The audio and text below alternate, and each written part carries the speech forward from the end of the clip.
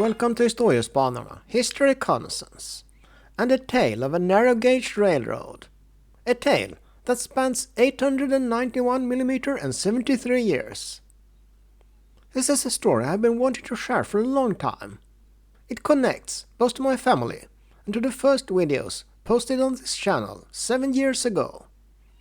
The subject is the Swedish Narrow-Gauge Railroad with a rather long and maybe hard to pronounce name, Norrköping-Söderköping-Vikbolandets Järnväg. Or perhaps you prefer the reporting mark VB that stands for the more popular name, Vikbolandsbanan. Well, anyway, let's go down the tracks. And if you enjoy this story, why not subscribe to our channel and join us on our continuing journey in history.